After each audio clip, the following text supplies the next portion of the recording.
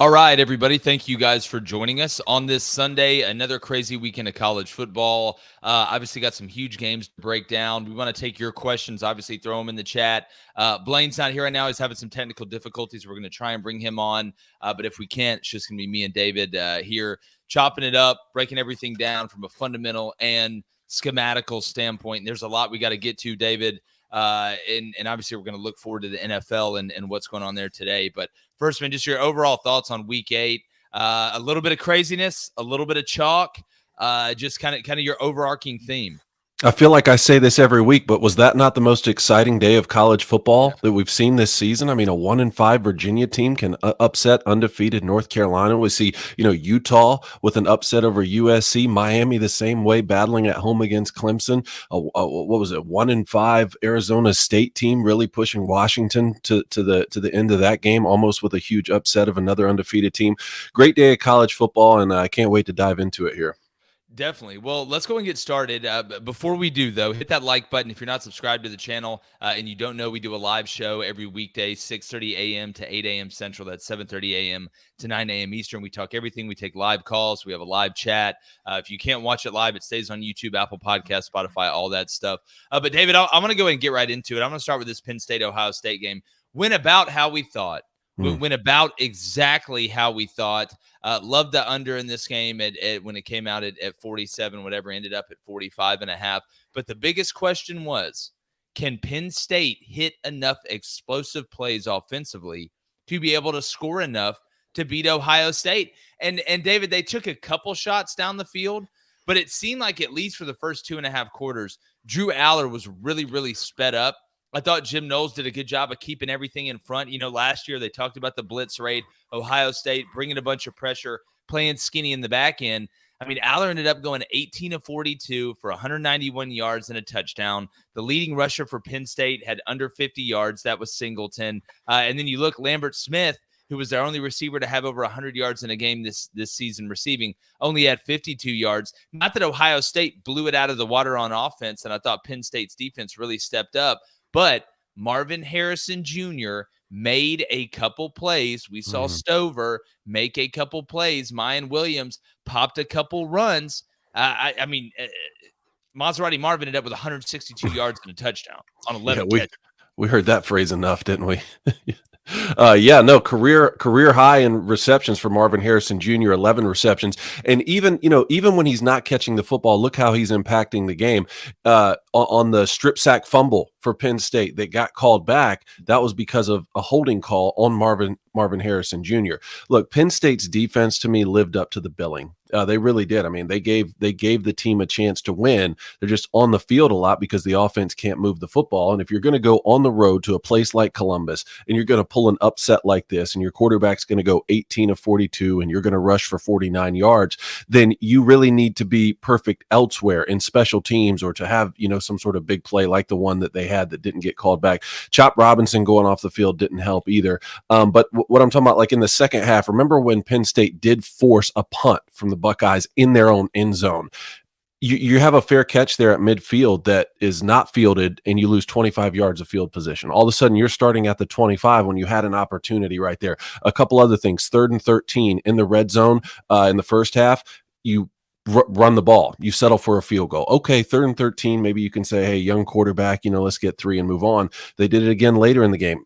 In the red zone, 3rd down and 5, 3rd and 3, something like that. Again, they run the football and settle for a field goal. It's like you can't do those sorts of things and think you're going to go on the road and beat the Buckeyes. Well, when that punt happened, I said it was the biggest play of the game so far, and it may not manifest itself. By the way, that was a hold on the defensive touchdown. You can say, oh, there's holding every play, but you held their best player out in the open when that was the read and they were going to. It was right in front of the official. The official, if you watch who threw the flag, had no idea what was going on in the backfield at that time. It wasn't like, oh, hey, the defense made a great play, but there was a hold here I didn't call, so let me go ahead and throw the flag. I understand a lot of times it depends on what side you're on. If you're a Penn State fan, you complain. If you're an Ohio State fan, well, it's obvious he was holding him. But no, that game was going to come down, typically like those games do, to 3 to 5 plays. And there's not just 3 offensive plays, 3 defensive plays. One thing I did notice, I was very interested to see was how James Franklin was going to approach first down on offense. I thought early in the game they were trying to pitch backwards a little bit, right? You saw a ton of slants on Mhm. first down in the first half by both teams. So they were willing to take some risks on early downs and pitch backwards, but they weren't willing to take the big risks, right? It was kind of the protected throws, almost supplementing the run game with a short passing game. But even then,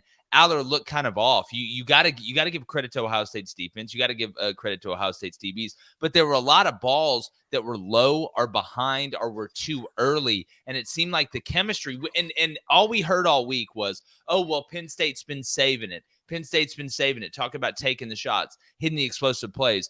Well, it's fine to work on those in practice, but you really build chemistry during the game. And when you haven't done that in any of the other games, it's hard to just flip that switch and now all of a sudden you're an explosive offense on the outside. But it seemed like once that passing game on early downs wasn't working for Penn State, they went right back to, hey, we're just going to kind of run it into a wall on first down. It seemed like in the second half, they were in 2nd and 7, 2nd and 8, 2nd and 10 the whole time. And Ohio State was for a lot of times too, Cone. But at the end of the day, one of those teams had Maserati Marvin, and I don't think Kyle McCord played incredibly well, No, right? he missed throws too. He missed a couple that he'd want back. Mhm. But Penn State, go back to what we said all week, wasn't able to hit those explosive plays and turn red zone appearances into touchdowns. And at the end of the day, that's what cost them. Yeah, and based off the free release that the Buckeyes were giving, of course, the slants were going to be there. But when you run slant after slant after slant, what does that set up? At some point, you got to run slow go. I mean, we're trying to slant and go this team and hit a big play down the field. Now, early, the Buckeyes came out in that two shell look. So Penn State was running the ball effectively. And look, when you get two high safeties, yeah, run the ball, especially got a young quarterback on the road. And they were able to do that, get in the red zone, kick some of those field goals. But you really saw Jim Knowles really start to dial it in. This I think the Buckeyes are running this cover zero man look half as much as they were a season ago. Remember when they got torched by Michigan? I think that either last year he didn't have the personnel that he thought he could sit back in this two-man sort of look, or maybe I don't really know what it is, but the Buckeyes defense has lived up to the billing too. And when you talk about Penn State fans shouldn't be frustrated at that holding call because it was legitimately holding on the strip sack fumble. Look, that was a huge play and it would have given Penn State a lot of momentum. I just don't think down the stretch it would have really mattered. 6 total yards, I think Penn State had in the second half. That's not a recipe for winning late games on the road. Yeah, and if you're James Franklin, I mean, at some point, we keep talking about, oh well, it's they're going to open it up. They're going to open it up. This was the game, right? That there was a ton of confidence going in this game. You felt like, I mean, they even said during the broadcast that Penn State, with Kyle McCord now at quarterback, it was a much more even fight, I guess, from a personnel standpoint. I just don't know how you protect the guy when you have to have it in the biggest game you've played all year. It feels like they kind of played it safe, played it close to the vest, even when they needed to have it in the second half. But before we move on to Tennessee, Bama, David, Ohio State right now, where do you rank them?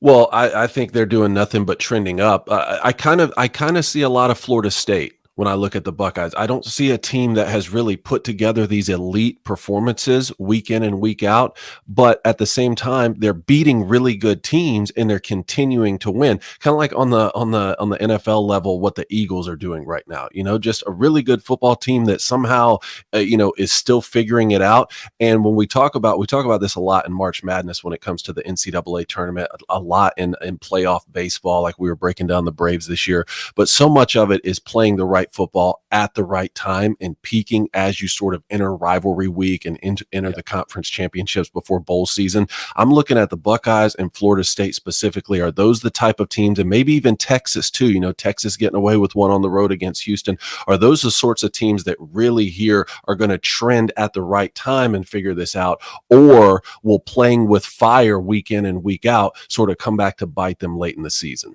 Yeah, well, speaking about playing with fire, not that they were earlier. North Carolina lost to Virginia. We're going to get to that in a second. We're going to get to the chat in 1 minute as well. Make sure you hit that like button, hit that subscribe button.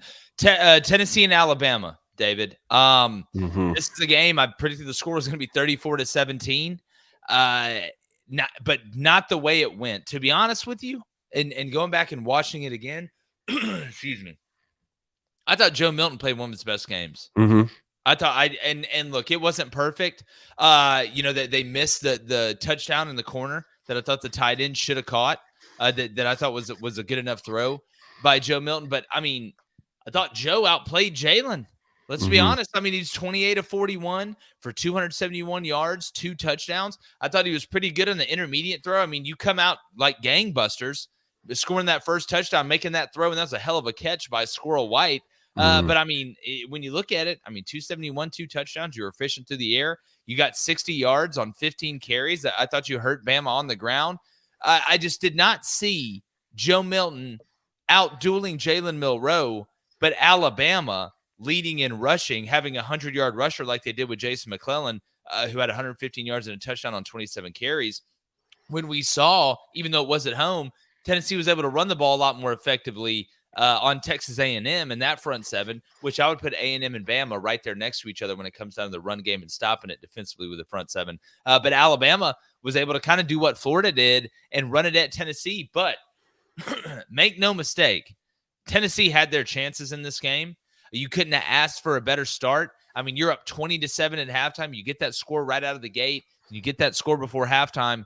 Then you're shut out in the second half. Not only you shut out in the second half, you're beat 27-0 in the second half. It just goes to show you it's a game of adjustments. Just kind of overall, David, what did you get from this game? Look, Joe Milton wouldn't be starting at quarterback for Tennessee unless he had the ability to make these jaw-dropping plays. This is what we've been saying all season. Like, the kid is not a bad quarterback. It's, can you put together the type of performances drive after drive after drive like Hendon Hooker was able to do to sort of go and do what Tennessee has aspirations to do, which is win the conference, make the college football playoff, all those sorts of things. So the first drive was not surprising to me. I actually thought a good bet in this game would be for Tennessee to score first but still take Alabama money line. I wonder if anybody in the Booster Club took that bet and what the odds on it were, because Tennessee and Josh Heupel, they're so good when they're on script early. And, you know, that throw that he made to Squirrel White in the corner, elite throw, and somehow even a better catch to wrap underneath the football and to make sure that that was a score.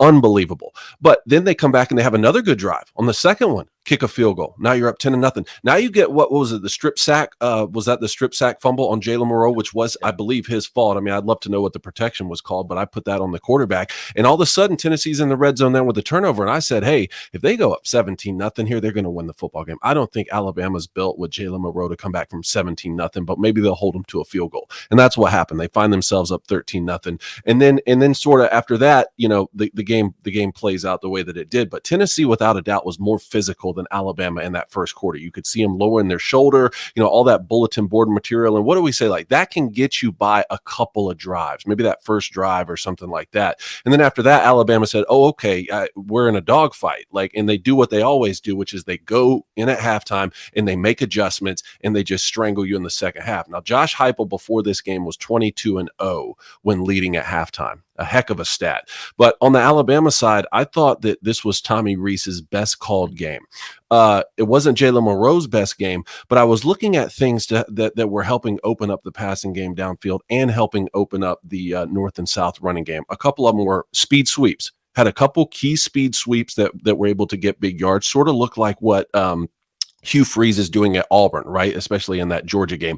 Another one was screens in the first half. He ran 2 screens in the first half. Neither one of them successful. I think one was incomplete and the other one was caught for no yardage. And even when they were not successful, I said, that's good. Put that on tape. Show Tennessee that you're willing to screen them, because that will help open up some things down the field. And you saw that when they came out in the second half.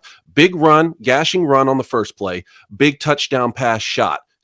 Alabama scores in the second half in 2 plays. And, you know, throughout the rest of it, it's like, hey, that Alabama defense just showed up and really gave you a chance and shut out Tennessee. Yeah, we actually saw some quarterback design run too. You know, yeah, and you know what? I wanted to point this out too. Jalen Milroe on the zone read, he gave the ball off at times when he should have pulled it, and he kept it at times when he should have given it off. So he missed a couple of those reads. But just like I said in the screen game, even when he's missing, it shows the opponent that they are willing to run zone read with Jalen Milroe, so that the quarterback design run, which I think he's better in QB design run rather than zone read, because it takes reading out of the game for him and just says, hey, run downhill on this play. But even when he got the reads wrong, it still was effective for Alabama down the stretch. No, without a doubt. I mean, the dude's, he can make the wrong read and still hit a big play. His legs Sure. excuse me, as I'm slowly choking to death this morning. Don't know why. Like his legs can be detrimental. You have to have that with that type of player. Also spread the ball around. I mean, Isaiah Bond had 3 catches, had 77 yards and a touch. Jermaine Burton, 4 catches, 62 yards and a touch. Kendrick Law, 2 catches, 38 yards. Malik Benson, TJ Dupree. You had multiple guys catch passes. I thought he diversified his portfolio as opposed to just saying, all right, it's Jermaine Burton and maybe Isaiah Bond. Obviously, the more the more plethora of receivers he has to throw to, the better. Oh, one more thing I wrote down, Jake. Joe Milton is every bit as tall as I am. 6'6", 6'7", has 20 or 30 pounds on me. And it's 4th and inches, and we're lining him up in the shotgun when we try and convert. Again, it's 4th. I don't care who's playing quarterback. You shouldn't be in the shotgun on 4th and inches. But when you have Megatron playing the position, line up under center, quarterback sneak it, and prove to the other team that you can get an inch. It's still the game of football. And Tennessee didn't do that. Yeah, I saw KJ Jefferson finally do it with Arkansas this week. They got like 6 yards. Like when they lined him up under center and did the bush push on 4th and 1, KJ Jefferson got like 11 yards on a first down. It was the easiest bush push ever. All right, let's go ahead and get to the chat. All right, we still have some reactions from Penn State OSU here. Steve's action figure frenzy. Penn State 1 of 16 on 3rd down, and Waffles says PSU quarterback was absolutely terrible. Look, I think it was a mixture, right? Look, it's not a mixture of they were terrible on 3rd down. You got to give Ohio State some credit for that. But it felt like Penn State was in 3rd and 7, 3rd and 8, 3rd and 9, 3rd and 10 all night. I mean, it didn't seem like they were really on schedule throughout that game. And when you haven't been in that situation, like Drew Allar really hasn't at Penn State, especially against a quality defense on the road in a big game where you're in a predictable passing down, well, you're going to get what you got. And it feels like there's 15 guys out there on the field defensively. I mean, even on the other side, some of the 3rd downs that Ohio State completed. I mean, I remember the one to Marvin Harrison Jr. that I think there was a pass interference call on it, but it was an incredible catch. I mean, there are tight windows. These are tight window throws on predictable passing downs. And Penn State's just not at a level right now. Offensively, you can blame that on not doing it a lot during the year. You can blame that on going up against Ohio State's defense. You can say the quarterback isn't very good. I think it's a combination of multiple things. I don't think it's just one thing. All right, back to the FSU OSU talk here. Waffle says FSU and OSU are both pretenders. They will both miss the playoffs, but then Ren says Florida State has a much better and proven offense than the Buckeyes. Buckeyes don't have a QB. I mean, I wouldn't say they don't have a QB. I don't think Kyle. It's not fair to say Kyle needs to be C.J. Stroud right now. It's gonna take time. He obviously has a ton of potential. We saw Devin Brown get carted off too. They used him in some short yardage, but I don't think at this point, if you're still undefeated through the season, now that teams have really started to kind of juice up their schedules a little bit, I don't think we can sit here and say Florida State is fake. I don't think we can sit here and say Ohio State's fake. I think you could say USC is fake.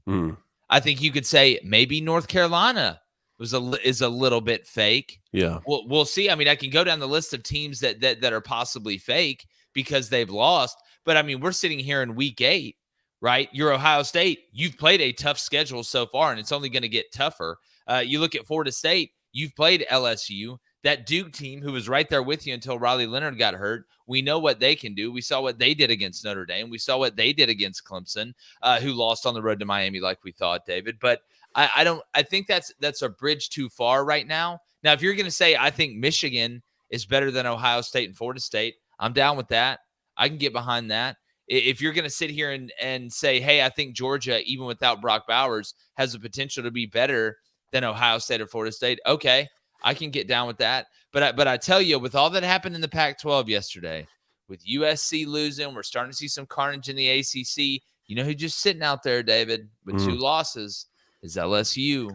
Yeah, well, that's what I wanted to get to next year. And what you're saying, when Riley Leonard was in there, Duke was playing with Florida State. And if Florida State and North Carolina both lost yesterday, I was going to say the ACC worked their way out of the playoff, because a one-loss ACC team, I just don't think this year is going to get in over a one-loss Big 12 champ or Pac-12 champ. But talking about Alabama, LSU, both of them have byes before they play each other in 2 weeks, and yet the chat is still just popping ready for this game. Leroy says Bama could beat LSU and they'll beat UGA if they don't get Brock Bowers back. But Broken Devil Dog says Bama won't sniff the playoffs. Promise you that. Well, look, this Bama LSU game, and again, you brought up the bye weeks, which is huge for both. I mean, we know the main question going in, right, is can LSU's defense stop Bama at all? And can LSU score enough points offensively against a really good Bama defense to be able to make up for an LSU defense that probably won't be able to stop Bama at all? Like that's the main story, right? Like how much is enough for LSU? Like, how many points does that offense have to go off for to be able to make up for the lack of defense? Because Alabama's going to score on LSU's defense. I can go ahead and tell you right now. I know it hadn't been pretty, right? If you're LSU, you don't want to do one thing the whole time. But if it's me, I'm just going to pressure, and we're going to have to find out, right?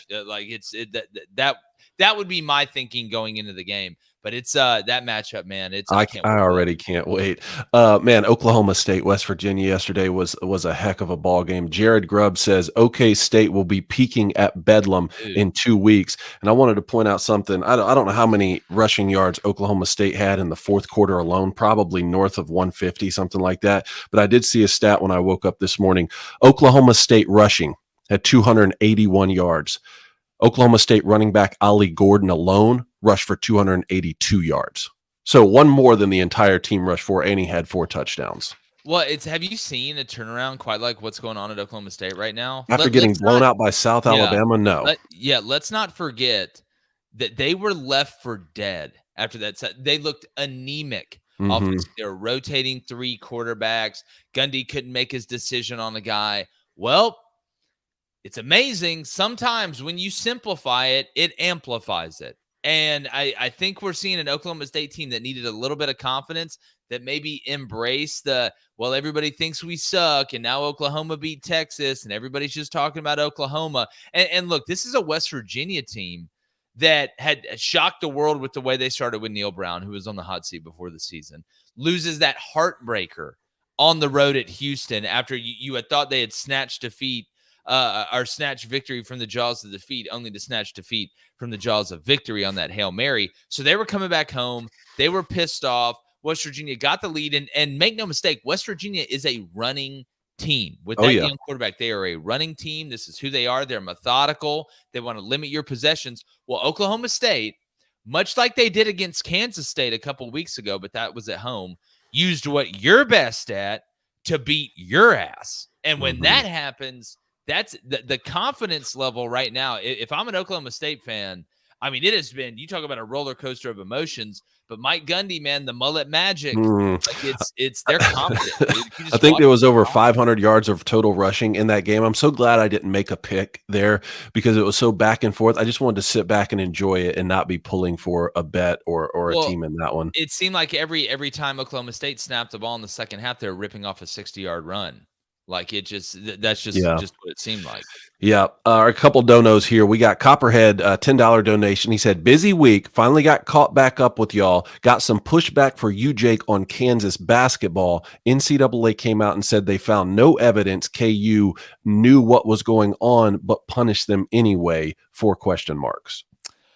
Yeah, look, who'd have thought we'd be talking Kansas basketball on the Sunday Week 8 recap, but I love it, Copperhead. Now, look, I'm not part of the investigation, but I think you and me both know Bill Self knew what's going on, man. Come on. I'll tell you, Bruce Pearl probably knew what's going on. I'm willing to admit that. But, like, Kansas, it's like North Carolina or Duke players just not going to class. And NCAA was like, okay. You better go to class next time. Like, oh, hey, Montana State, you get the death penalty because somebody took a test for a kid. I think they're very selective. My overarching point is, the NCAA is very selective on who they punish and how severe they punish them. Like I think we can all agree with that. Whether this affects your team positively, whether it affects your team negatively, they're like the J. Edgar Hoover FBI, man. If they want to find a crime, they find a person they don't like, and then they find the crime. All right. Or if you did commit a crime, oh, well, listen, he's done a lot of good for the community, so we're going to let him skate on this one.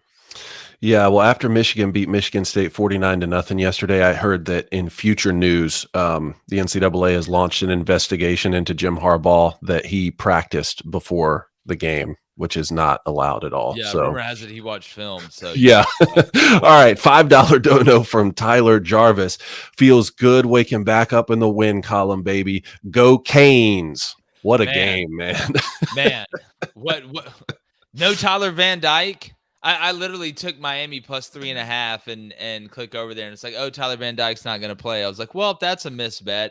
And Yeah. who'd have thought, it was especially the way that it started out. I mean, it started out ugly, about as ugly as you could get. But David, kind of what were your thoughts before I happened to mine on this game? I thought again, it was just an unbelievable football game. I really thought at the very end there when Mario Cristobal decided not to sort of push the ball down the field and give him an opportunity at the end of the game, I thought, here we go again. This is another missed opportunity. You have 30 seconds left on the clock. You have a timeout. You have Clemson on the ropes. You can come down here and kick a field goal. Keep in mind, I had Miami +3 as well, so I was very interested to see like how that shook out without having a hook on the bet there. But he elected to take it to overtime, which I decided, in my mind, I'm like, okay, you have your backup quarterback playing. Maybe that's best here, go to overtime. Let's see what happens. And then, yeah, I mean, look, they just put up a heck of a fight and figured out a way late to win. Not only got the touchdown there in the second overtime, but also the 2-point conversion and just forced Clemson and Cade Klubnik, hey, beat us. And when Cade Klubnik had that sprint out at the very end, Miami's defense that we've been talking about this season, man, we saw what they did against Texas A&M there in that same stadium. They just held strong and figured out a way to win the football game. And this is what I said in my Get Off My Lawn a couple weeks ago after Mario Cristobal didn't take that knee. I said, you have two of the best teams in the conference coming up back-to-back weeks, North Carolina and Clemson. What an opportunity to prove to people that was a mere hiccup. That mistake will never be forgotten, but it's a mere hiccup en route to what is going to be a storied tenure for Mario at Miami, which I still think it can be. Yeah, well, look, I was, and I think we were as hard on Mario and should have been for the decision making against Georgia Tech, not taking the knee. The North Carolina game was tough. They fought. You end up losing by 10. But I tell you what, I think it showed a lot of belief in each other. And when something happens like that, you can really start to question, hey, are we really being put in the best position for us to be able to go win when we put all this work in? I think if there was any questions out there remaining on whether or not this Miami team believed in this coaching staff, it's 7-7 at half. Okay, it's a great game. Miami scores the first quarter. Clemson scores in the second. It's kind of dead other than that. It's 7-7. Who's going to throw the first punch in the second half? We hear this term in basketball all the time. What's the most important times of the game? It's the first 5 minutes of the game and the first 5 minutes of the second half. Well, Clemson comes out in the third quarter, throws a big right hook, scores 10 points, goes up 10. When you're up 17-7. At that point, going in the fourth quarter, you got all the excuses built in if you're a Miami player. Oh, we don't have Tyler Van Dyke. Oh, the season fell off a cliff because our coaches aren't smart enough to take a knee. But that's not what you do. You fight your ass off. You get back. You score 10. You send in overtime, and you win the game in overtime. There is not a better statement that you can make if we're going to talk about coming off adversity, not just losing to North Carolina, but the way you lost to Georgia Tech. I think this is a team-defining win with your backup quarterback. And, I mean, Emory ended up 24-33, had 151 touchdown interception. It wasn't like he was awful. But the part that surprised me the most was coming in this game, the biggest knock on Clemson is, and I think it's the truth, your skill position players, especially on the outside at wide receiver. Where are the T. Higgins? Where are the Nuke Hopkins? Where are the Sammy Watkins? Where's the Justin Rosses? We haven't really seen them. Well, it wasn't like there was some incredible wide receiver yesterday that stood out outside of Brenningstool, who's basically a Y, who had like 130 yards and 2 touchdowns on 5 catches. He was incredible. But Cade wasn't bad, right? I mean, they only had their leading rusher had 44 yards on 15 carries. That was Shipley. Longest rush they had all day was 17 yards. Cade was 18-34 for 315. Yeah. Had 2 touchdowns in the pick. Cade Klubnik is not the reason overall that I think Clemson is losing, right? Or has lost this year. They're not going to win 11 games every year. But I will say, David, those comments that Dabo made now about losing and maybe we should lose a little more. We have too many fans on the bandwagon. Like, this is just where that stuff comes back to bite you a little bit. Because now you're at 4-3. Now you're at 2-3 in the conference. Definitely, you're not making it now if there was any chance before. And now you just become like the old guy yelling at clouds. Yeah, it's definitely not a good look when you say maybe we should lose a few games, then you lose that week. Even though I think, look, I like I told you, if he told me that joke in confidence, I'm going to laugh my butt off For and say, sure, "Hey, but you're it didn't. exactly right. These fans are ungrateful, right?" You just don't say that publicly, and I don't think they lost the game because he made that comment. Miami's a good football team, and you played them on the road. The thing to me is 211 yards rushing. Miami. I mean, if you're Emory Williams and you're a backup quarterback starting, and you go out there, you go 24 of 33, you do throw a touchdown, but you also throw an interception. What's your best friend? Man, a good defense and a strong running game. Can't remember the last time Clemson gave up 211 yards rushing. There he is, the dragon. For the love of Zendaya, they finally let me in here. Oh my God. I'm basically an old guy at Best Buy with amnesia walking around trying to get this computer to work. Well, I'm glad you figured it out. Yeah, me too. I guess North Carolina couldn't figure it out either, but that's for another day. How we doing, guys? Good guess. Man. We were on Clemson, Miami, but yeah. Beautiful. Please. ACC. What did you think, Clemson? Not surprised. You knew it was going to be a great football game. Mario needed this one, in my opinion. He needed this one just to get over the disaster of the play call that you did last the week versus Georgia Tech. But, it's kind of weird now, Dabo, you come out and say these comments about losing a couple. Now you see what it feels like, right? Now your fans are like, oh, yeah, so you took it a little bit serious. But it's the same thing with Clemson. I think you saw Dabo. Why did Cade keep that ball? Yeah. Why did he keep that ball? He was getting yelled at for it. And Dabo came out and said it's not a designed RPO. Why did he keep that ball? That's the stuff that worries me. He made that decision. Yeah, but I mean, I think Cohn's right. I mean, you gave up 211 yards rushing. That's what beat you. Cade, it was 18 to 34 at 315, 2 touchdowns and a pick. I was shocked that Miami was able to line up. If I'm going to pick a Clemson weakness, it's not defensively against the run. I thought Miami kind of big dogged them a little bit. I just, and it's at home. Sometimes it goes down like that. But man, Clemson now it's, I talked about Dabo's comments too. We'll see here down the stretch. But guys, there was, we do the right and wrong segment. Right about Penn State, Ohio State. Was right about Tennessee, Alabama. Was right about pretty much everything else. But I was unbelievably wrong about what was going to happen in the Utah USC game.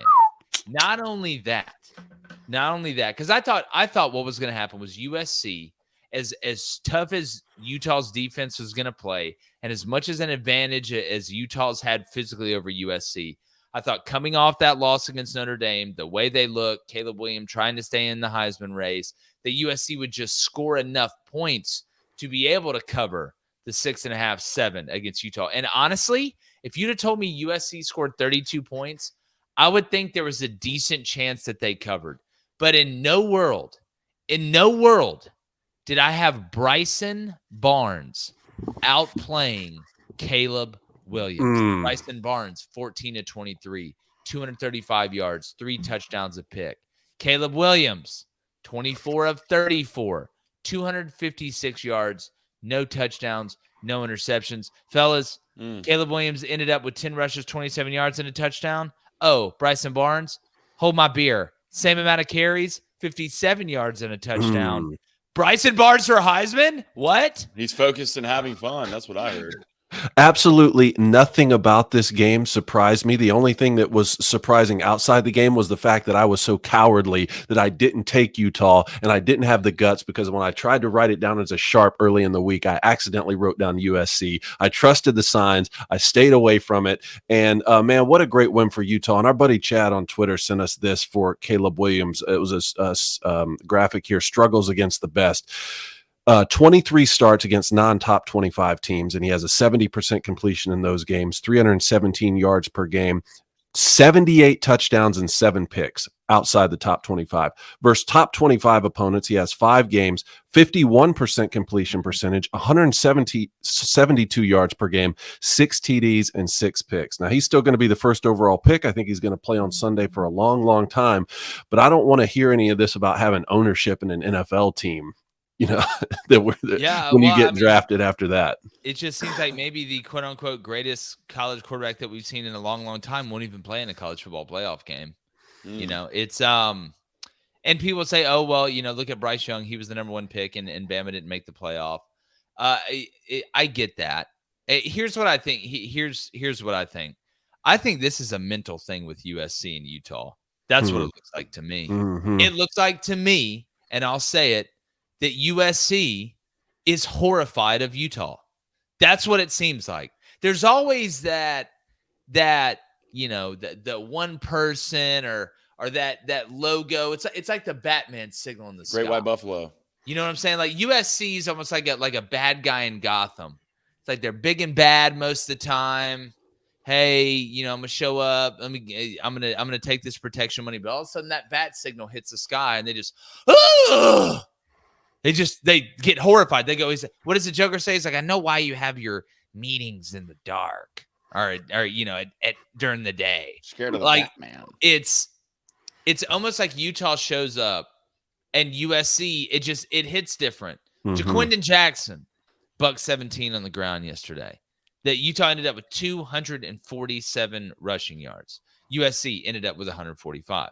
Now you say, all right, well, Utah's more of a running team. USC likes to mix it up. Okay, I get that. Okay. USC only had 20 more passing yards on 10 more attempts. Yeah. On 10 more attempts. Sione Vaki had 5 catches for 152 touchdowns. Devon Vele, 3 catches, 37. Money Parks, great name. 3 catches, 34. Landon King, former Auburn player. What a great decision to leave. 1 catch, 6 yards, and a touchdown. I mean, I know Taj Washington had 112 yards, but it's the physicality. It just seems like every time that Utah lines up against USC, there is some physical wall that USC just cannot get past. It just, regardless if it's the backup quarterback or not. Hell, if Cam Rising would have played, Utah would have probably won by double digits. I mean, it's What'd you think? I mean, how does Alex Grinch still have a job? This man is stealing money. He's stealing money. You got a 30-piece dropped on you by Utah with the offense. Like, I don't know which offense I would trust more, Auburn's offense or Utah's offense, but I guess after this one, you got to go with Utah. But if you're USC, now after losing this is what you have. You have Cal on the road. Then you have Washington at home, Oregon on the road, and you finish it with UCLA at home. They could realistically lose 5 games. So my buddy Brian texted me this last night and was asking me, now that USC's out of the college football playoff, does Caleb Williams shut it down and get ready for the NFL? It's a legitimate question. Why wouldn't he? Tell me why you wouldn't. Here's where I'm at with it. You know, I'm all for obviously sticking it out and playing with your brothers and you know, honoring the scholarship. I don't think like USC has 1 conference loss right now. That loss to Notre Dame wasn't a conference loss. Are they probably out of the college football playoff? I would guess so, but you're not out of the race yet, right? I mean, you look at the rest of USC's schedule that you brought up. I mean, if you went out there, I do think, I mean, Utah's got Oregon left. They've got at Washington. They've got at Arizona. That's not a walk in the park. I don't think it's time to say that USC is so far gone, you know, that we need to talk about it. But if it gets to that point where you're sitting at 3 or 4 losses, right, with 3 games to go, it's hard for me as from the business angle to say, okay, well, Caleb Williams, if you don't play, then you're the worst person ever when you have guaranteed money that you could make on that. I think about what I would tell my kid. It's the same thing I said, David, when we were talking about, hey, let's say you're in a bowl game. Let's say it's the Gator Bowl. You're going to be a first-round pick. You're coming from a socioeconomic background that everybody's depending on you. I would tell my son not to play in that bowl game. It's not like you're playing in the college football playoff. That's me. Mm-hmm. Where do you I think I know where you stand on it, but what do you think? Of course. Look, man, when we watched Matt Corral play in a bowl game and get hurt and that hurt his draft stock, look, I was like, I'm the biggest Matt Corral fan there is. I'm all about, look, go to work, do your job. But I also understand what you're saying. Like, of course. And we watched sort of Nick Bosa with the Buckeyes kind of did this. I mean, he was legitimately injured down the stretch and was like trying to come back, but eventually said, look, I'm going to be a top 3 pick. I've got to sit this one out and not try and come back. But with Caleb Williams, I mean, I do think they're out of the college football playoff. Even if you beat Washington and Oregon down the stretch and then beat one of them again in the conference championship, I just don't see this 2-loss USC team with these losses. I mean, it would just take something that we've never seen on the college football landscape. And depending on how Caleb Williams went about sitting out the rest of the year and his attitude, would sort of depend on, or how he did that would affect my decision on how I felt about it. But yeah, I wouldn't be surprised at all, especially when we hear things come out like, oh, Caleb Williams' father doesn't want him to go to a bad NFL team and he wants equity stake when he gets drafted. To me, it would be right in line with at least what I see as his MO and his public brand. No, it's again, I think it could go either way. What I find fascinating is that you're kind of caught in between an intersection of the old school, not old school, but I want to be a team guy, right? I want to fight out with my teammates, but a lot of my teammates would have understood there's 2 or 3 games left. They're like, listen, you got to protect yourself. You've got a chance to do this. It's kind of a hard intersection for me, honestly, because you have the competitor, right? And the teammate. We've been in locker rooms with it. You go through hell with those guys trying to train and get ready, but you also have to be smart, in the future as well. And players get that, like teammates get that, because they know the real you and they know how hard you've worked. So I find this discussion very fascinating. But I also, also the how much does a conference championship mean to you? I guess that's a good point too, because like you said, they're not out of the conference championship race. So how much does it mean to you to be the last team in the Pac-12 to win the conference would be another thing. Another dono here from Coffee Guy Sports, $2 dono said, wake up game for Oklahoma, or was it signs of what's to come? Look, Central Florida went and gave them all they could handle, boys. Look, Gus got that extension. I watched this whole game.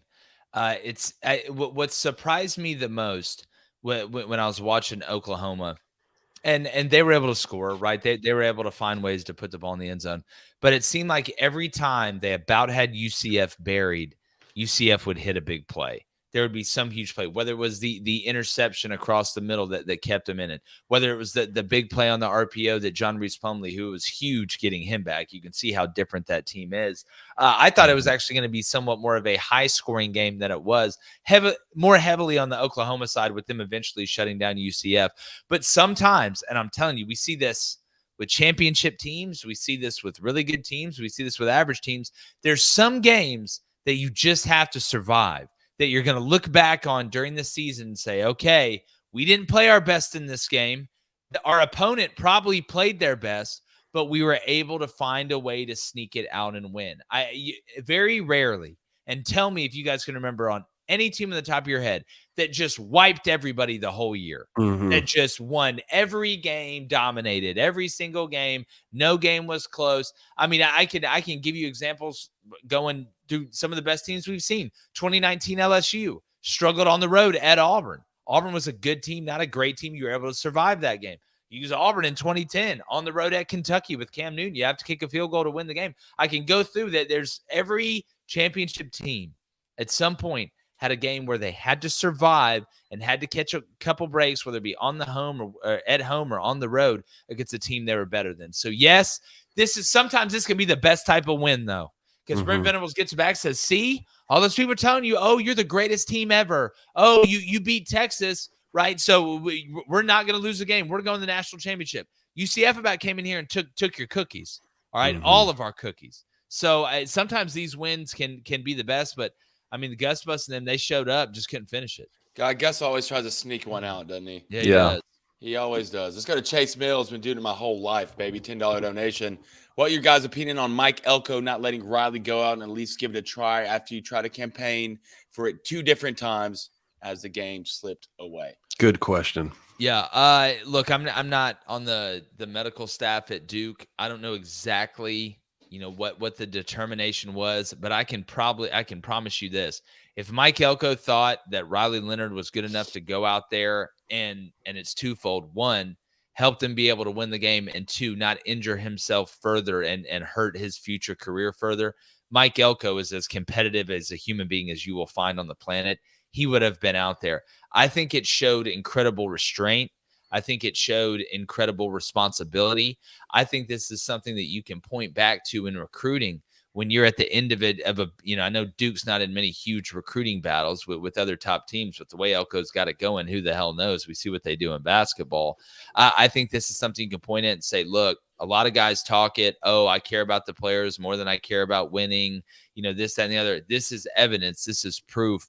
I think it showed what type of mentor that Mike Elko is and what type of leader Mike Elko is by keeping his best player on the sideline when if he could have gone out there and made a couple plays, but would have got hurt even worse, it wasn't worth it to Mike Elko. I think that speaks a lot about him as a man and as a coach.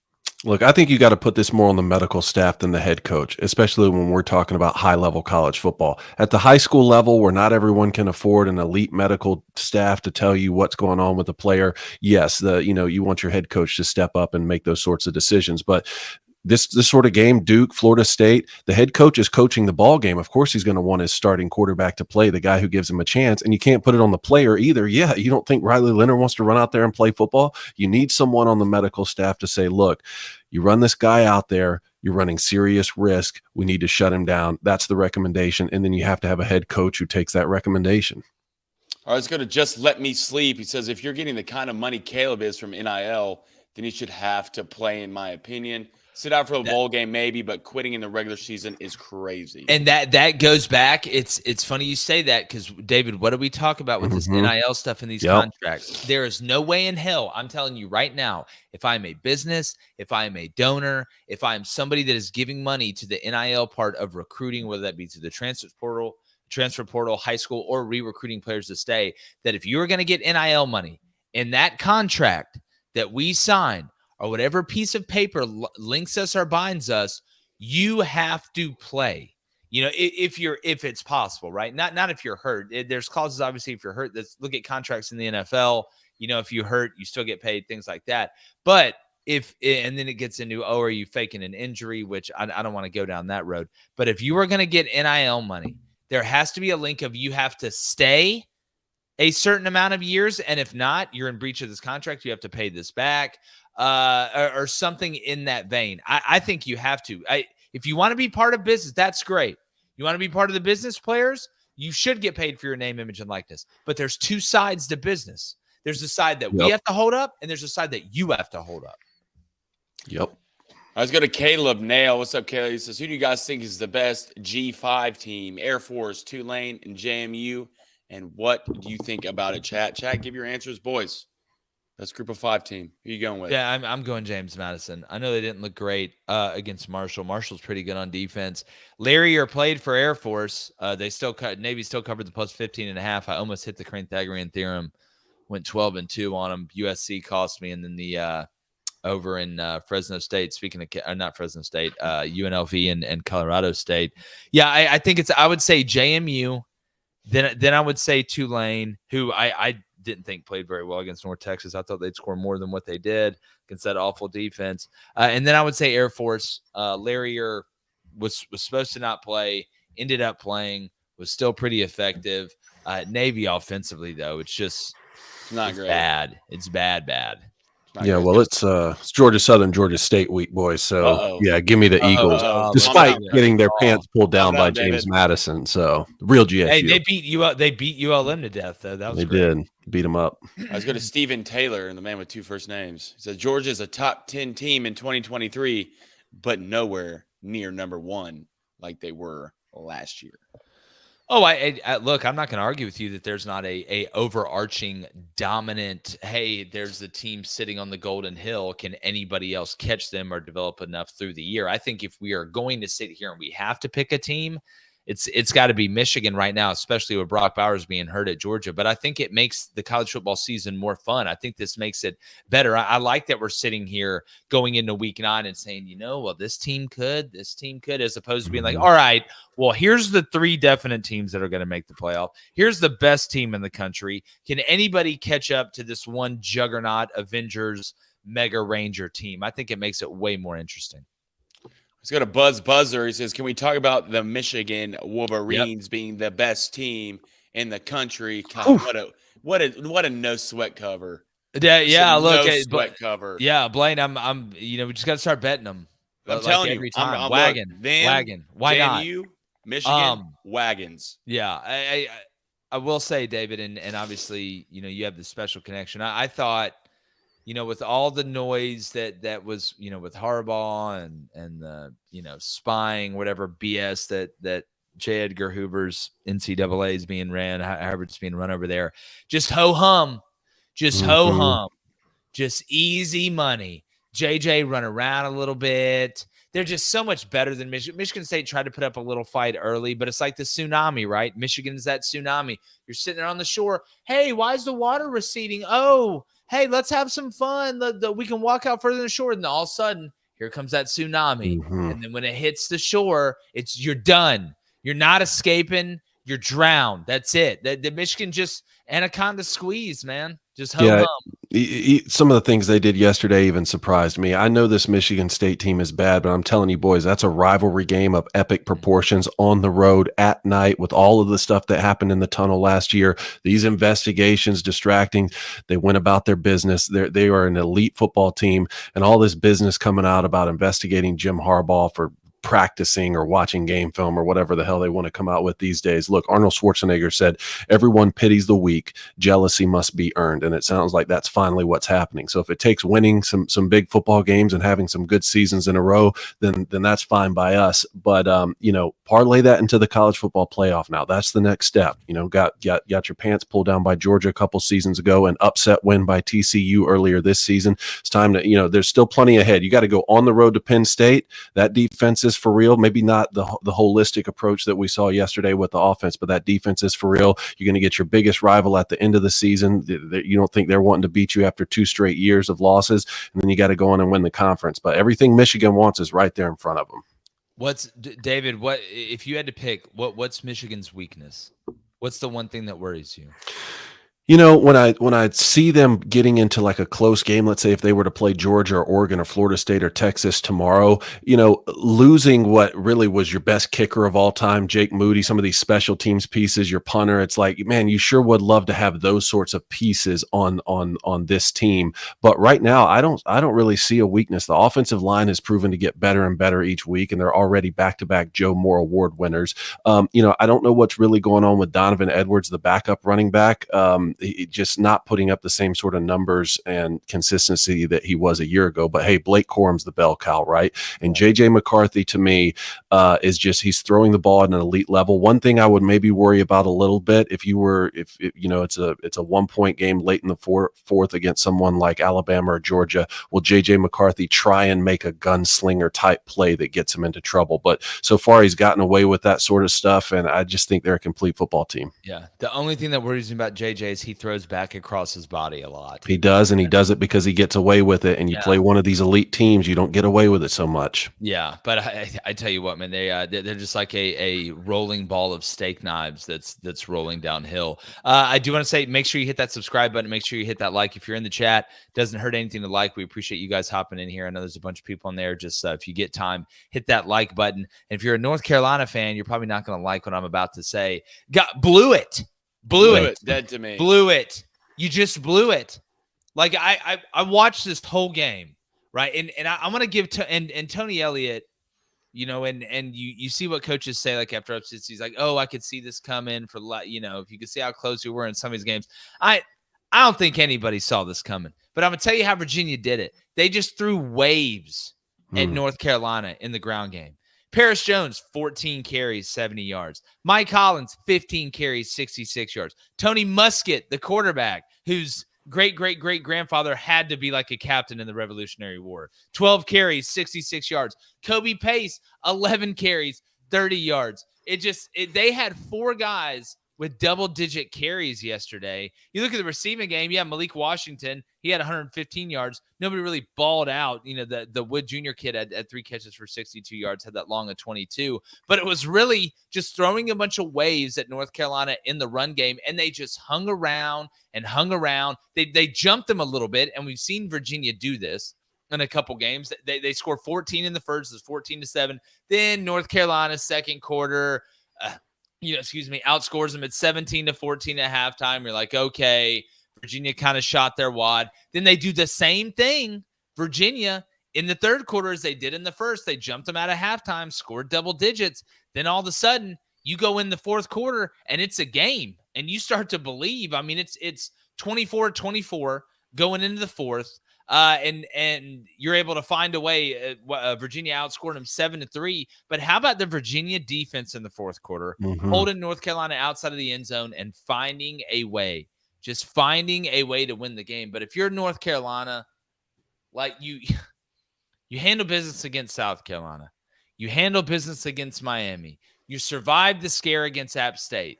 We're sitting here saying, all right, well, this defense is obviously better than the absolute Swiss cheese factory they had last year, especially up front when it comes to getting after the passer. But you let Tony Muskett throw for over 100 yards, run for over 60 yards. You give up 3 touchdowns on the ground. You only rushed for 143 yards. I mean, Drake May, guys, it was 24-48. He had threw for 352 touchdowns and a pick. But it just seemed like in those big moments, Blaine, that Virginia answered the bell. I couldn't believe this. Doesn't North Carolina always do this? They do it once a year. It's going to be somebody. You might as well just get a hat with some names in it and pick it out of it. It's going to be some mediocre team who's going to come play against North Carolina, and North Carolina is going to find a way to blow it. I mean, at this point, what do you do if you're North Carolina? I got to go look through your schedule, but what big dogs do you have left? You got Miami? I got it right here. Florida State. They've got at Georgia Tech next game. Then they got Campbell at home, then Duke at home, then at Clemson, and at NC State. Okay. Duke. All right, well, you got to win out. Your only option is to win out. Yeah, I mean, yesterday, Tez Walker, 1 catch. One carry. How many? Oh, no, Tez Walker, 11 receptions, 146 yards. That's – we talked about when he came back, like the team is just different, right? Like he showed up, did his thing. Like you said, Drake May down the stretch was still making plays. But remember, this is a West Virginia win when they turn the football over at the goal line late in the fourth with a chance to punch it in and put the game away. That was a touchback. Time and time again, I thought, okay, here's North Carolina's chance. Now they'll come back and win it. They got another opportunity. Now they're going to come back and win it. The way Tez Walker was playing and Drake May and just Virginia just held on strong. Yeah. Well, this is what I was telling the Oklahoma fans earlier. You may be a little upset you didn't win by a ton, but you'd much rather, and I know UCF and Virginia are 2 different teams. UCF's a better team than Virginia, in my opinion. I think we can agree with that. But I bet your ass is happy that you barely won as opposed to looking at that 31-27 and being on the other side of it right at home. I'm telling you, sometimes in these games, you just got to survive, man. But it's the most surprising part of this was the way that North Carolina was playing coming into this game. Yeah. You beat Minnesota 31-13. You beat Pitt on the road 41-24. You put up 40 there. Beat Syracuse at home 40-7. That's a 40 piece. You beat Miami at home 41-31, another 40 piece. And then you let Virginia come in and score as many points as Miami. You let Virginia come in. Virginia's a bad football team. A bad football team. A bad football team that's had to deal with a ton of adversity. I mean, so now if you're Florida State, you know who this helped the most? The 2 teams that this helped the most. I'm telling you right now, Duke and Louisville are still in this thing. Like they're to play in the ACC championship. Duke gets North Carolina. All right, I know they got to go on the road, and we'll see with Riley Leonard. But if Duke wins out, their only loss is to Florida State, and I don't think they played Louisville. So, I'm looking at Duke right now. Could we end up having a Duke-Florida State rematch? Duke does play Louisville. They play Louisville this weekend. I'm telling you, boys, it's about to get interesting as hell in the ACC. It's about to get real interesting real quick. Let's go to Max Irwin. Max, what is going on, brother? He's talking about the Ohio State-Penn State game. Little controversy in the chat. I'm always a fan of that. So if the SEC team won that game, same situation as score, it'd be an incredible win. But instead, it's Penn State. So now Penn State's just overrated. I think you're going to have people say that either way. If that game was 52-45, you'd still have people say that. Here's what I think the Big Ten's super top heavy, right? I think we can all agree with that. I think the Pac-12's the best conference in college football. I don't think the SEC is nearly as dominant as they have been. Not that they're bad. I'm not going to go that far. But we look at the Big Ten. You got Ohio State, Penn State, Michigan. And I And mean, and the Penn State defense, I felt like we just said at the beginning of the show, was for real. yeah, Like, they yeah, showed it's up not to play. Chop Robinson. They Yeah. lived up to the billing even without Chop sure. Robinson. Mhm. well, we said exactly what was going to happen in the game. Like Penn State did not take shots. They went to the bar. Hey, Barton, I'll take a water. Right. I want to see how the atmosphere is here. You have two types of people: the people that go in the bar and order Fireball, the people that go into the bar and sit down and try and get the ambiance and see how much they like the atmosphere and the aesthetic value that it brings. Like at some point, you got to go get the Fireball, man. Like it was like we were just waiting and waiting. And Penn State did try and push the envelope a couple times, but I think the answer is Penn State is who we thought they were. They're a very, very good defensive team that doesn't take chances on offense, that wants to protect the quarterback, that is a run-to-pass, non-explosive down-the-field passing team. They're exactly what we thought they were. That doesn't mean that Penn State's overrated. They could still go 11-2 this year. That's exactly right. They could still go 11-2 this year like they did last year, but that's not what Penn State fans called in and said last week. They said, no, this team's different. They're going to go undefeated. They're going to make the college football playoff. Yeah. All this talk about this yesterday was an absolute must win because it's time for James Franklin to get over the hump. This was not a must win. You know how difficult it is to go on the road and beat the Buckeyes in Columbus? I know how badly you want to be that elite team rather than just a really, really good team. And I think that it can still happen for James Franklin at Penn State. But what we saw yesterday, I've seen this movie a million times, man. You can write new scripts, but the same movie gets made. The Buckeyes are just that good when they're in the horseshoe. Yeah, and all credit to Ohio State. Like I don't think it's as much as Penn State being overrated. Now, if you had them top 3 in the country, I think that was a little bit too much when we said that. But I think it's Ohio State being a really good football team. Those were two good football teams, really good football teams that played each other yesterday. There's NFL players. Was it the sexiest game? No, did you have guys ripping off 80-yard plays? Right. Sometimes that's not the sexiest. Sometimes, man, you like it, like a little nuance. Yeah. Like bluff off split zone. Let's get 12 yards. Ooh, girl, I like that. Talking about sexy, man. Run power, man. Let's run power and get 7 on first down. Talking about sexy. That was Minnesota, Iowa, boys. Yeah. Minnesota, Iowa. That's sexy.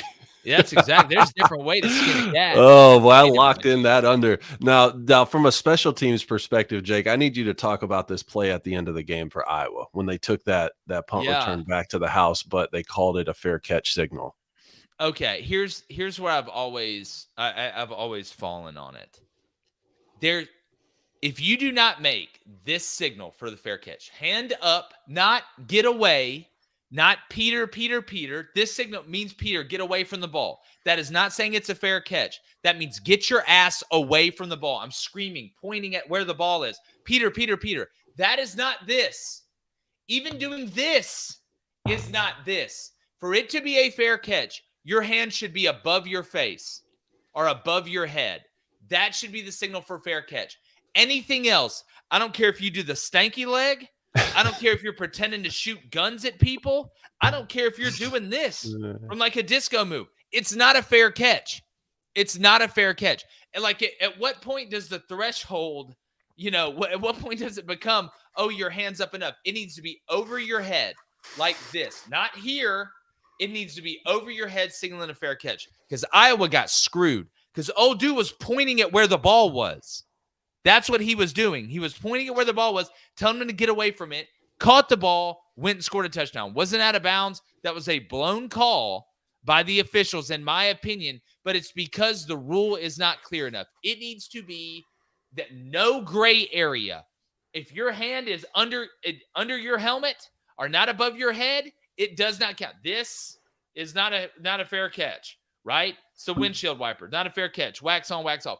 This is a fair catch. It should be that simple. Anything else should not count. That means if you do this and you catch the ball, you should get blasted. You have the right to get blasted. If you do this and you catch the ball, it should be a penalty. But it's got to be more concrete because they got screwed. And then you had in the Tennessee game, David, you brought up, well, you had 2 returners and one of them is pretending to catch the ball in fair catches and then the other one catches it.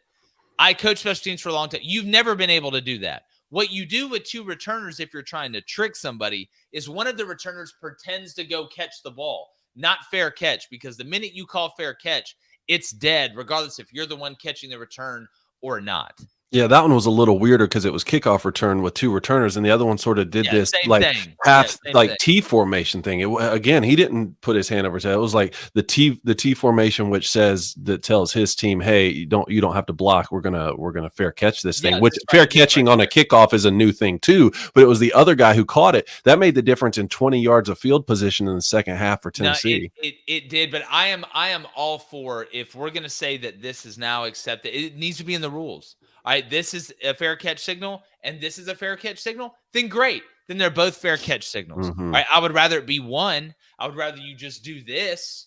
I think that's a lot easier, right? So I was surprised because I think in the Iowa game, and I had 4 screens up. I didn't have the volume on in the Iowa, but the way I interpret it is they went back to the replay official, and the replay officials ended up making the call.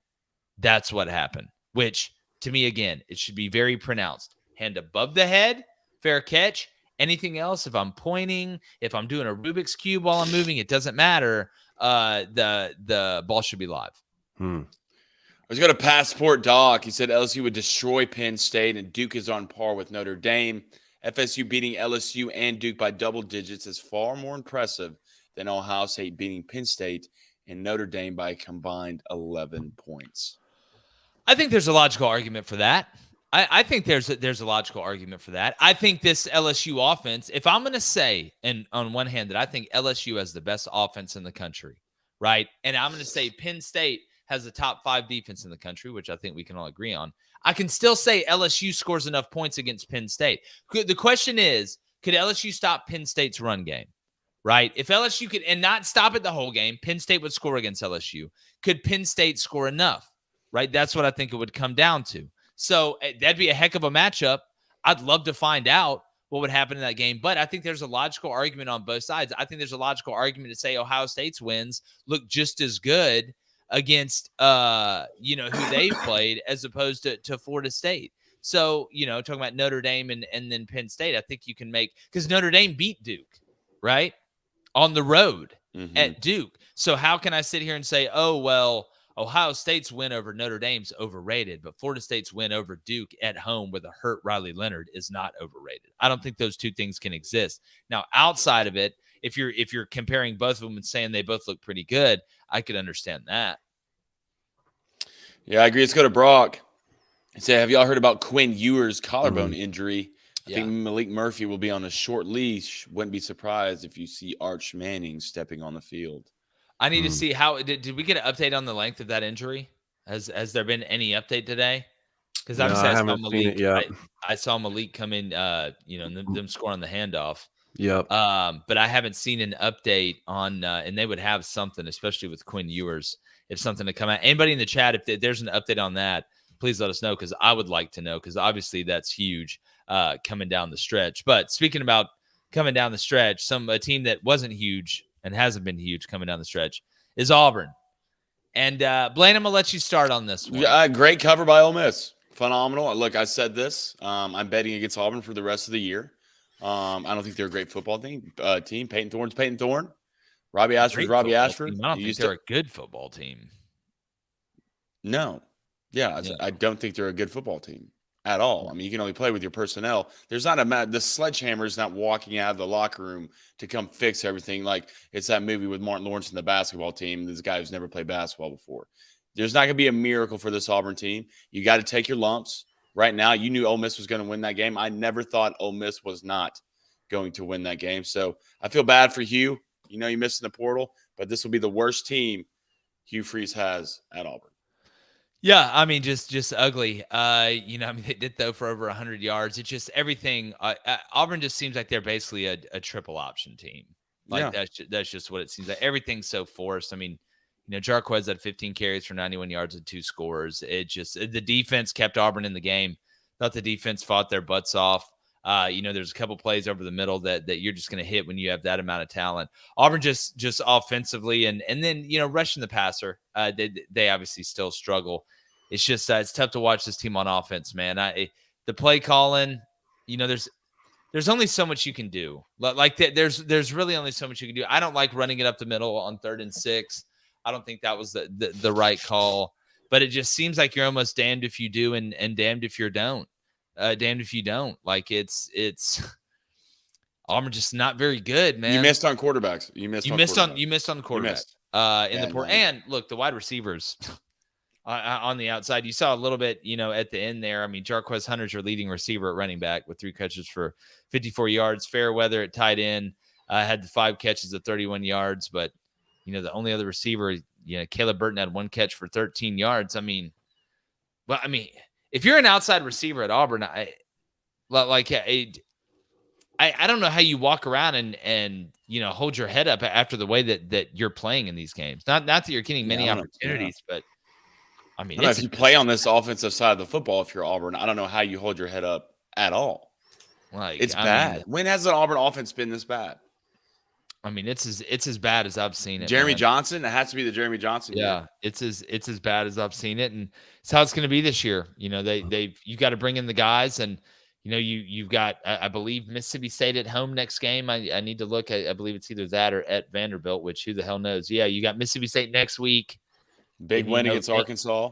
Yeah, you got at Vanderbilt, then at Arkansas, who got beat by Mississippi State 70. It could be worse. Honestly, could be worse. You could be in year 4 and getting beat at home by Mississippi State. And Mike Wright 7-3. M. Dutchy just said this in the chat, and it just fits too well. And I hate that it does. He says Auburn's just Iowa with a worse defense. That's the truth, man. Get out. Get away from me. That's like 100. The truth is welcome here, Blaine. The truth is welcome here. That is 100%. We are correct. That is so true. Oh my God, we are. Man, that's tough. What else we got in the chat? All right, let's go to JC. So speaking of Arkansas, is Sam Pittman gone? Look, it was so rough, here's the boys. situation. We talked about for the last couple of weeks. After they lost to Bama, that's 5 in a row. And then you look at the rest of that schedule and you say, okay, you don't beat Mississippi State. All the wheels could fall off this wagon, and you didn't. Not only that, you looked awful. So I think Enos is gone, right? I think the OC is probably gone. But the buyout drops next year for Pittman. But see, here's my thing, David. Arkansas doesn't need money. They're not broke. Got the Walmart money. Yeah, like you got that long money. That hey, who's working for the garbage and truck service money? Yeah. So to me, I mean, at some point, dude, I mean, you're what, year 4? Year 4? Now, and it's this bad? I now think you go into the bye. You go into the bye and you got at Florida, Auburn, FIU, and then a Missouri team. I have a hard time believing this Arkansas team's going to win out. If they did, even that would be 6-6. Just don't think even that would be the type of year that Arkansas fans envision when you bring back KJ Jefferson and Rocket Sanders. But I mean, when the rest of the league brings back nobody. But let's say you split those, right? Then you're talking about a 4-8 season. I think it's time to go searching. Yeah, and I said it sucks, right? It sucked getting divorced. Thought we were gonna be together forever. But it felt good. Oh man, dude. Right after the Texas win, didn't it just feel good? Just felt like just one of those country songs that just, like an old Kenny Chesney song that just made sense. Billy Carrington singing about wrong directions. Ran through the whole state of Texas last year. A&M too. Yeah, it's just, man. It looks like it's time. Who you go get? Mike Elko? Dude, go get our boy from Arizona. Jed Fish. I don't think Arkansas fans will go for Jed Fish. Why not? I think they'll go for Mike Elko. I'd go get Mike Elko. I mean, it's not a bad hire. I think it is. Do what I did. Maybe go to Barry Mason Bartleson. He says, at what point does horrible coaching decisions of Hugh Freeze start to make us worry about what they will do next year? When do we start losing recruits because of this horrible offensive plan? Well, what horrible coaching decisions are we talking about here? I didn't see anything yesterday. I was like, horrible coaching. That you could say the horrible coaching decision was bringing Peyton Thorne in. Yeah, that would be maybe that's the worst one. Look, you can't, and that's not just the problem that Auburn has offensively at quarterback. You got nobody at outside receiver that can make plays. Nobody.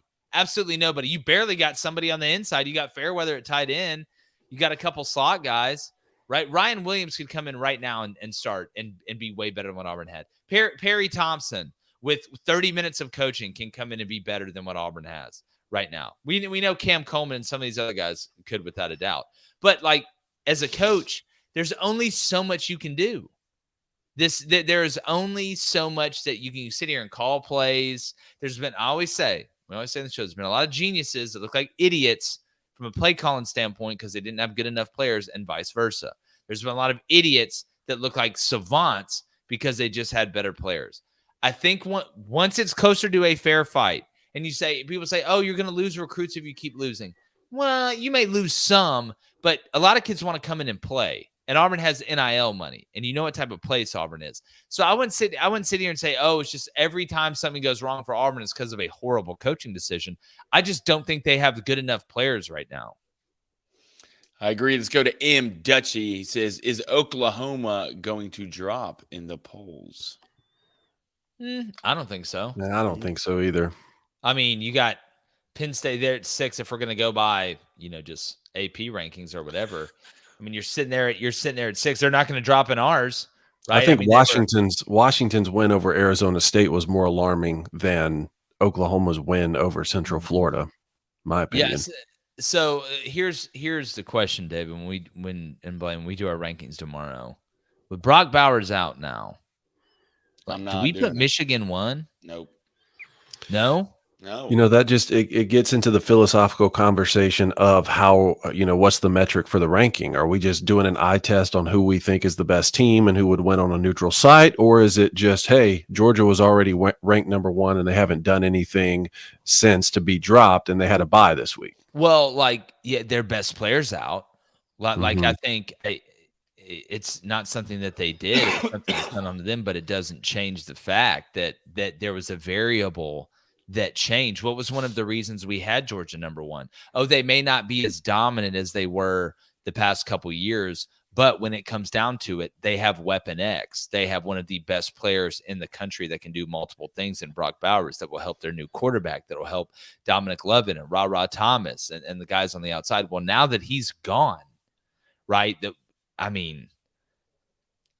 I just can't. I'm voting Georgia. Michigan Someone number can 1. show me they can beat Georgia in 4 quarters of a football game. I'm not moving them. I'm not moving. And even when the big game, if you look at Georgia's schedule, they're not super worried about anybody left. Tennessee, maybe we'll see. But if Brock comes back for the conference championship, playoffs, and the national championship, I don't see Michigan beating them. I don't. Yeah, well, if he does, again, I don't think – I'm not saying you're wrong for wanting to leave Georgia number 1, but until Brock Bowers comes back, if J.J. McCarthy got hurt for Michigan and they had to play a backup quarterback, we would seriously think about maybe putting Ohio State in front of Michigan or maybe putting Florida State in front of Michigan. It's that level of dominant player that is now out for Georgia. So I don't think it is a crazy conversation. No, I don't either. A Michigan team that has more experience than Georgia and is healthier than Georgia, who just lost their most experienced, best player, security blanket, Weapon X, mutant Ninja Turtle, Brock Bowers. I just think that's a legitimate conversation to have. I do too, yeah. I don't know. I know we'll talk about it after the show, but we're going to get to the NFL here in 1 second. Make sure you hit that like button, hit that subscribe button. Blaine, what else we got going in the chat? Let's go to Cal Kennedy. He said, I used to think Pittman could get 1 more year if he gets rid of Enos, but after that press conference, it's time for Sam to go. Yeah, I think Sam's very loyal. I think Sam's probably done after this. He'll take the buyout and retire and go have a great time. I don't know if he'll get into media or whatever, but it just seems like this one's run its course. It's just one of those that it felt right. First time we kissed, I thought this was the one. Yeah. I thought this was the one, and turns out now I'm back on Tinder. My dad. Yeah. Not again. All right, let's go to a lot of Arkansas love in here today. We got some NFL donos, but we'll hit it in a second. Heartbroken Hog, $5 donation. Thank you. So I'm only here to gauge Jake's interest in talking head coaching positions at Arkansas. We are lucky to have Coach Muss. Shaking my head. Yeah, are you talking about me taking the job? It's gonna cost you. It's going to cost you, but there's some things. As long as I can still do the show every morning. You talk about, just imagine being the head coach doing the show. Be like, guys, I'm hearing great things about Arkansas. Like I've heard they've really turned it around culturally, recruiting wise. Look, I think Mike Elko's got to be on. If we're going to play this game, why not? Right? Why not? If we're going to play it, Mike Elko's got to be on the list. I think. You look around. Is Glenn Schumann a possibility? Right at Georgia, the defensive coordinator.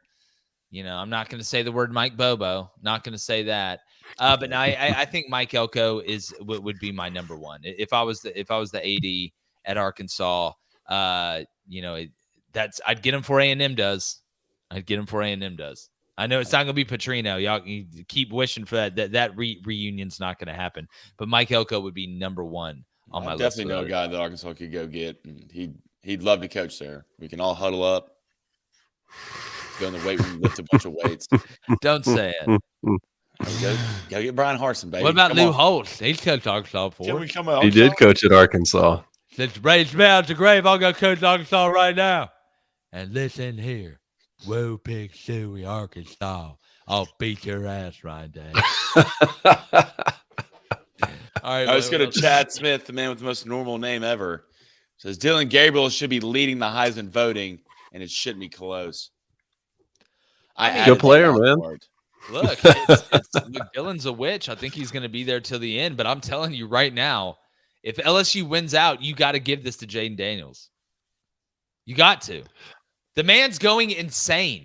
No, like his numbers. Penix, and look, I know they played. If Washington Army. Wins out, they're going to give it to Penix. Oh, they probably will. They probably will. We'll see, man. If it's going to come down to how does Jaden Daniels play at Alabama? How does Jaden Daniels play at Alabama? How does Penix play down the stretch against Oregon State, USC, those type of teams? No, we're going to find out. I mean, yesterday, and look, I know it's against Army, which doesn't make me feel great about China when LSU's beating them 62-0. But looking at the numbers, man went off again. 11-15, 279. 3 touchdowns. Didn't really carry it at all. 5 carries for 6 yards and a touchdown. Like breaking down walls and clearing angles. And, what I'm saying? Getting boats in the water. That's true. Like that. I need y'all just to be good at what y'all. Like LSU's here just in case we get invaded. All right. Then they have to deal with LSU. That's exactly right. Can you imagine just trying to shoot Jaden Daniels? It's impossible. Like running the RPO with grenades. There's no way. There's no way. You're done. You're done. I just want to see football in the Olympics so bad. I don't want to see flag football. Well, no, not flag football. I'm talking about real football. If they do flag football, and like I'm against it. I'm against it. And Tyreek Hill has like 7 touchdowns against some poor DB from North Korea, who knows he's dead after the game. Yeah, you better. He knows he's dead after the game. What do we do? Yeah, better play good. All right, let's go to Brock. Let's go Brocky. I was disappointed, and Leonard got knocked out of the game. Duke had FSU on the ropes. Yeah, I mean, look, it totally changed the game. I mean, it just follow the bouncing balls. I think it took away a lot of hope from Duke, and it should. But it's part of it. It's part of it. I mean, Jordan Travis ended up having a good game as well. You just wish that in a game like that, or in a game where it's tight between 2 quality teams, that the best players on those teams can go out there and have a chance at the end. And we were kind of robbed of that. You just saw Florida State just extend the gap at the end of the game. Once he went out, it was a wrap. Let's go to Jan B with the $15 donation. Thank you, Jan. He said, the Red Zone channel is mid. You watch your mouth. He says, Jake, let's hear some scouting report on Tyson Bagent, who's the first D2 player to start since Bagent. Yeah, 70s. Yep, from Shepherd. Look, I think his dad's was like a pro wrestler or something like that. I always get nervous. Like I'm in the survivor pool. So everybody's like, you should pick the Raiders, going against the Bears. Look, I'm telling you right now, like this is the type of stuff where you do that. And then this Tyler Bagent dude just freaks out for 3.5 hours and figures out. Got a big arm. Like I think he's going to make a couple plays today. I know the Raiders aren't the best team defensively. And I mean, if you're the Bears, what the hell do you have to lose? But I like this dude's moxie a little bit. Like I've watched him run around. I know he came in his first play of his career and ended up being a fumble, scoop and score, something like that. But I'm just telling you, man, like this cat's got some tools. Do not be surprised today if he makes a couple plays where you're like, wow, I didn't realize that, the D3 kid from Shepherd could do that. We watched, he was down in the Senior Bowl, I believe. Look good. And I mean, he's bigger. He's put together pretty well. I think he's going to surprise some people today. But the Bears, look, it's at this point, it's just watching and having fun, with no expectations. It's a blind date where both of you are legitimately blind. That sucks. Yeah. Tough. Let's go to Bradley LeGros with a $5 donation. Bradley, thank you, sir. He says, huddle up, everybody. The Pats suck. Go Bills. Love you guys. And thanks. Please, Bills. Please. I am picking you in my survivor pool. I am. I'm still in it. Come on, guys. Played bad last week. Blaine, how do you feel about it? Bills, Pats? Yeah. You like the Bills a lot? Feel great. What's the spread? Doesn't matter. We're gonna get into it. The only thing I'm ever worried about when it comes to the Pats, if Bailey walks out there, then I'm worried. All right. The Frenchman? You say. He has tanker head. All right. I just need Josh Allen to figure it out. That's what I need. He's fine. Josh is like leading every category almost in the NFL. Yeah, well, I need him to lead every category today, including the win category. Hey, you want to talk about Josh Allen? I need a win. Another guy you love, Jake. Christopher Ard with a $2 donation. Talking about a guy you love, and that's Dak Prescott. Is he a top 10 QB? Like top 10, I think he's on the fringe of top 10. Like, I just don't think he's this elite quarterback that some people try and make him out to be. You want to know where they screwed up with Dak Prescott? They should have treated Dak Prescott like Jalen Hurts, right? Like you had the offensive line to do it. The minute they tried to turn Dak Prescott into this prim and pretty pro style Drew Brees quarterback, no, that's not who you are, right? That's not who you are. That's not saying you run him a million times. You treat him like the Eagles treat Jalen Hurts, a guy you understand when to run him. You don't treat him like he's Dan Marino and just say pure pocket passer. You've got to use his legs to your advantage, and it opens up the rest of the offense. Does that mean he may not play as long as some other guys? What seems to be working out for Jalen Hurts. Jalen stays pretty healthy. And like I said, there's especially earlier in his career with the offensive line the Cowboys had. So, yeah, I think Dak is a top 10 quarterback. I think they just keep trying to fit a square peg in a round hole with Dak. And now he's past his running prime. Yes, that's the point. Yeah. So he's older now. It's now you just, you're racing with a Prius. Mm-hmm. You don't win a lot. It is. Do not win a lot. All right, let's go to Matthew 18:36. Thoughts on the Jimbo buyout. I read where it's not a lump sum and it would only be $30 million. How many more L's does it take for us to dump Jimbo? I think they're ready to do it. Let's let me pull up the rest of their schedule real quick. That's what I need to say. Like that, I think they're just about ready to do this thing. I know you still got LSU. You've obviously played Arkansas. You beat Auburn. Whatever. Here's who they got left. They've got South Carolina at home. You should win that game. Then at Ole Miss, probably a loss, right? So that puts you 5-4? 5-4 because you're 4-3 right now. Yeah, so 5-4. Let's say you split the next two. Mississippi State at home, you'll beat them 6-4. Abilene Christian, you'll beat them 7-4. Then you're at LSU where you will probably lose and go 7-5. Does 7-5 get Jimbo fired? You would think so. I think it does. Right? I think it does. I don't know what else would get him not getting fired at this point. If you only win 7 games at A&M repeatedly, like you got to go. They're paying you all that money. There's no way they keep you around.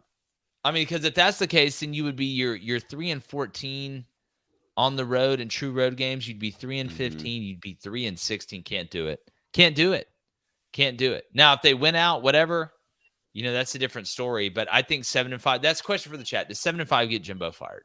Honestly, what do y'all think? I'm leaning toward yes. Do you want to get to some NFL games? Yeah, and then we'll get to we got to move through these pretty quick. Yep. Raiders Bears. Raiders 2.5 point favorite. Over under is 38. I just, even with Badgett, coming in there and maybe shocking a few people with a couple big plays, I still like the Raiders to cover this game. I think so too. I'll take the Raiders. Yeah, that's a good pick. I'm going Raiders as well. Someone throw Devontae Adams the ball. All right, Browns, 3.5-point favorites at the Colts. The over-under is 40.5. For some reason, I really, really, really like the Colts to cover the 3.5. Yeah, you might not be crazy, but they said Deshaun Watson's playing, right? Or he's a game time decision. Watson is cleared to play. He is cleared to play. Okay. Okay. Well, that defense. Practice. God, got Gardner Minshew for the Colts. Cleveland. Yeah. Yeah, I think the Cleveland defense is for real. Give me Cleveland. Do you like that? Do you like the under there, Blaine? 40.5? 40.5? Mm-hmm. No, I probably wouldn't play with the under. I just want to see what Deshaun looks like first when he comes back. I don't want it to be, I take the under and he freaks out and starts remembering right when I take it. So I'd watch this week. I like the under. I'd buy it down 0.5 point and take go 41.5. Yep. Or go 41. All right, Bills, Patriots. Bills are on the road. They're a 7.5-point favorite. The over/under is 40. Just win, please God. I'm not. Just really love the Pats in this game, David. Don't you? No, you're a monster, Blaine. I don't. They're awful. I don't love betting this game. I don't love the 7.5. If anything, if I had to, gun to my head, I'd probably take the Patriots plus 7.5. As crazy as that sounds. Look, I mean, you just got to roll with the Bills. They've been covering pretty good, other than the Giants, and the Pats are just absolute dog water. Yeah, it's bad. Speaking of the Giants, they host the Redskins. Washington's a 3-point favorite. The over/under is 37.5. Tyrod taking snaps at quarterback again today, Blaine? Yes, sir. Tyrod Taylor will be the guy and automatically better because he's better than Daniel Jones. Squareface. We'll see. So you like the Giants? I do like the Giants. I think Saquon has a big day. What about that over 37.5? Oh, you broke up. What'd you say? I said, what about the over 37.5? No. Yeah, I feel like the Redskins offense and Sam, they can really get it going sometimes. They can. I think Tyrod will be okay. 37.5. I would take the over in that. They put up 20 points on the Bears. Falcons at the Bucks. Tampa Bay's a 2.5-point favorite. Over/under is 37. Why do I love the Buccaneers minus 2.5? Baker bounce back week for Baker, baby. That's going to be one of my bets that I put out. The Buccaneers minus 2.5. David, what do you think? I like Tampa Bay as well. Look, the Lions are a good team. They lost to last week, 20-6. Not a good showing. I'll take the Bucks at home. Man, what a segue. Lions at the Ravens. Baltimore 3-point favorite. Over/under is 43. How are we feeling about this, Dave? I like the over in this game, and I like Detroit to go on the road and win, man. I like this Lions team. Wagon, baby. They've been a wagon all year. I'm riding with them. I'm taking a money line. I don't even want the 3. The Lions? Yeah. Ooh. Lions money line this game. Look, I just don't know how you've watched the Ravens play and the Lions play and just think the Ravens are better than the Lions. The Lions are hitting on all cylinders. Ravens are still good. I mean, and they have home field advantage, but I don't know. Steelers at the Rams. Rams 3-point favorite. Over/under is 43.5. Hard for me to trust the Steelers, man. It's just hard for me to trust them. The Rams, I think they know who they are, especially with our guy Puka Nacua, who's absolutely balling right now. Cooper Kupp is back too. You got Cooper and Puka. Man, that sounds like a hell of a party. I think Williams is out at running back. Kyron is? Yeah, Kyron's going to be out this week, but I think their backup will be fine. I'm going with the Rams in this game, guys. It's too smooth. Yeah, me too. Cardinals at the Seahawks. Seahawks, 8-point favorites. I've already picked them in a Survivor League, or I would be picking them now. The over/under is 44.5. Kyler Murray's back. Not going to play in this game, I don't believe. But, Josh Dobbs, the scientist, he's not done a bad job for the Cardinals since stepping in. No, he hasn't. Give me Seattle. Yeah, I know. Do you like the 8 playing? You got to go with I'm going with Seattle too, but man, I don't like betting against the Cardinals. What about the over 44.5? Why do I like the over? Yeah, I like that. I think the Cardinals can be able to score some points. And here's a game: Packers at the Broncos. Here's a game that people are going to play. The Packers at the Broncos. Broncos 1-5, 0-3 at home. Ugh, gross. Green Bay's a 1-point favorite. Over/under is 45. Got to go Packers, right? Yes, which tells me that Denver will probably figure out a way to win the game. Not touching. I'd go Denver. You'd go Denver. I'm not Denver touching this game. I just Man, said this. hell Something about Jordan Love's face. I just can't get past it. Really? Yeah. Don't do triangle face, Courtney. You know I hate that. All right, Chargers at the Chiefs. Chiefs 5.5-point favorite.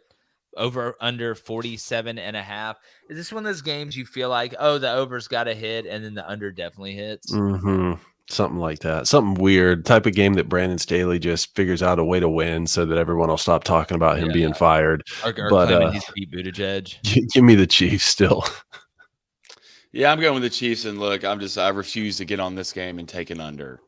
All right. I'm going to bet the Chiefs and an over in this game. All right, big one, 7:20 tonight. Dolphins at the Eagles. Eagles 3-point favorite, over under 52. Got to take the over, right? I like the over. I like Miami money line, man. Yeah, I do go on the too. road, get a win. You like I do Miami too. money line? I They're kind of hot do. right now. The Hansel, they're hot.